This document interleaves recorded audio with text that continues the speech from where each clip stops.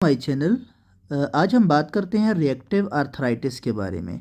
Reactive arthritis जैसा कि name से आपको ज़ाहिर हो रहा है कि रिस्पांस है, यानी रिएक्शन है to an infection in other part of the body.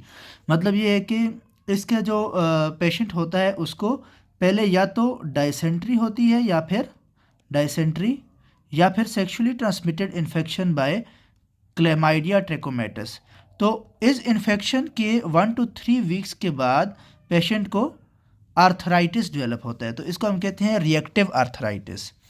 इसकी जो पेशेंट हमारे पास प्रेजेंट करेगा उसकी चीफ कंप्लेंट्स जो होती हैं वो यूवियाइटिस हो सकता है, कंजंक्टिवाइटिस हो सकता है, आयराइटिस हो सकता है, बेलेनाइटिस यानी ग्लैंस पीनस की इन्फ्लेमेशन, और फिर उसके बाद यूरेथराइटिस।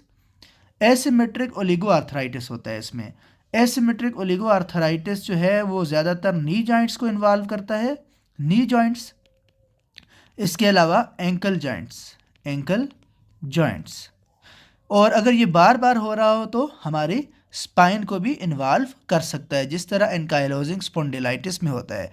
इसके अलावा एक लीजन होती है जिसको हम कहते हैं क्रेटोडर्मा ब्लेनोरेजिका।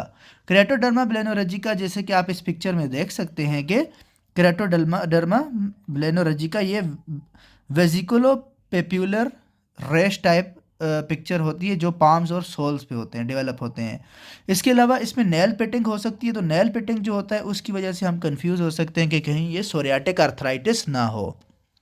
फिर इसके अलावा इसमें एक्लीज टेंडन जो होता है उसकी इन्फ्लेमेशन होती है। इसके अलावा प्लांटर फेशियाइटिस भी हो सकता है।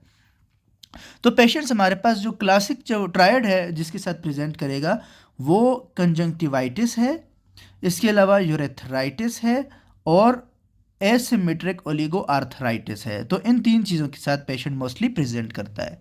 लेकिन बाकी जो एक्स्ट्रा आर्टिकुलर फीचर्स जैसे यूवियाइटिस, बेलेनाइटिस, आयराइटिस और क्रेटोडर्मा ब्लेनोरेजिका ये चीज़ें भी हो सकती हैं।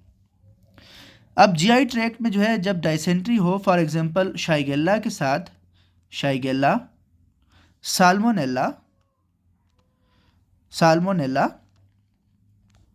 इसके अलावा यर्सीनिया और कैम्पाइलोबैक्टर, इनके साथ अगर डायसेंट्री हो या फिर जो है सेक्सुअली ट्रांसमिटेड इन्फेक्शन हो क्लेमाइडिया ट्रेकोमेटस के साथ, तो उनके 1 to 3 वीक्स के अंदर जो है ये कंडीशन स्टार्ट होती है जिसको हम कहते हैं रिएक्टिव आर्थराइटिस। पहले हम रीटर सिंड्रोम कहते थे। अगर हम बात करें लेव्स की तो इसकी डायग्नोसिस के लिए हमने सीबीसी करना है ताकि इन्फेक्शंस वगैरह को हम रूल आउट कर सकें। ईएसआर करना है जो कि इन्फ्लेमेटरी मार्कर है, ये अक्सर रेज्ड होता है। सीआरपी भी रेज्ड हो सकता है।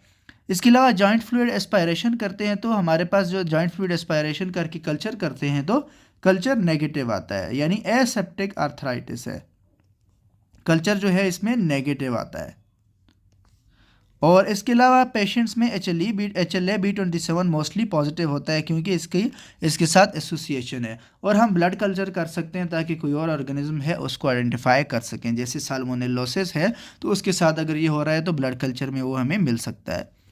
डीडीज़ में अगर हम बात करें तो गोनोकोकल आर्थराइटिस है, लेकिन वो विदिन 24 आवर जो है वो एंटीबायोटिक्स को रिस्पॉन्ड करता है और कल्चर पॉजिटिव होता है। इसमें अगर जॉइंट फ्लूइड कल्चर करें तो कल्चर पॉजिटिव होता है इसमें, जबकि इसमें जो रिएक्टिव आर्थराइटिस है उसमें कल्चर नेगेटिव होता है।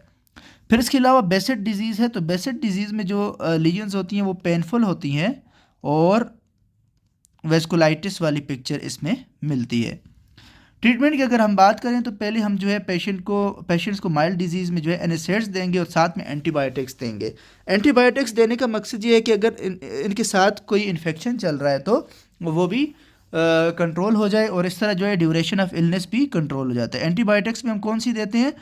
एंटीबायोटिक्स में हम दे सकते हैं अगर फॉर एग्जांपल क्लेमाइडिया ट्रेकोमेटिस है तो हम जो है उसकी प्रॉपर ट्रीटमेंट करते हैं। उसमें हम दे सकते हैं इसको डॉक्सीसाइक्लिन 100 मिलीग्राम BD और साथ में जो है हम 6 वीक्स के लिए 6 मंथ्स के लिए पेशेंट को देंगे। 6 मंथ्स के लिए पेशेंट को हम क्या देंगे? रिफेम्पेन हम 6 मंथ्स के लिए पेशेंट को देंगे 300 mg BD। तो ये जो है क्रोनिक क्लेमाइडिया ट्रैकोमैटिस के इन्फेक्शन को कंट्रोल करेंगी। इसके अलावा हम जो है एजिथ्रोमाइसिन भी डॉक्सीसाइक्लिन के अलावा एजिथ्रोमाइसिन भी दे सकते हैं। अगर ये चीज़ें कंट्रोल नहीं कर रही तो हमने जो है मिथोट्रेक्सेट देना है, मिथोट्रेक्सेट या फिर सल्फासेलाजीन, मिथोट्रेक्सेट या फिर सल्फासेलाजीन हम फिर ऐड कर सकते हैं। और अगर इन पे भी कंट्रोल नहीं हो रहा तो फिर हम जो है TNF इनहिबिटर्स दे सकते हैं। TNF इनहिबिटर्स में हमारे पास जो है आ जाते हैं इन्फ्लिक्जीमैब, एडेलिमोमैब, एडेलिमोमैब, सर्टोलिजुमैब, पिगोल और गोलीमोमैब और ईटानरसेप्ट। तो ये 4-5 एजेंट जो हैं हमारे पास TNF इनहिबिटर्स में आ जाते हैं।